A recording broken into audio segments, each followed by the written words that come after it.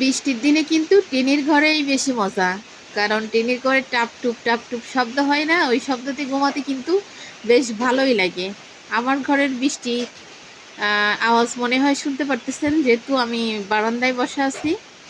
তো এইখানে কিন্তু পানি পড়তেছে, টিনের পরে টপ টপ টপ টপ শব্দ হচ্ছে। আর এই যে গরম গরম ধোয়া উড়ানো ভাত আর ধোয়া উড়ানো তরকারি। তো এই বৃষ্টির দিনে কার কার ভালো লাগে এমন গরম ভাত তরকারি খেতে, বলবেন কিন্তু।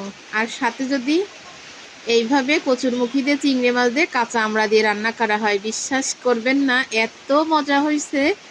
আমি মনে হয় এই বছরে এই কচুরমুখী তরকারি দিয়ে মনে হয় আজকে ফার্স্ট, মানে আমার এত ভালো লাগিছে ভাত খেতে। তো ছেলেও বলতেছে যে আম্মু কচুরমুখী, দুইবার পাঙাশ মাছ উঠেছে হয়তো আপনারা দেখেছেন, দুইবারই রেখে দিছি, লাস্টে কচুরমুখী দিয়ে ভাত দিছি।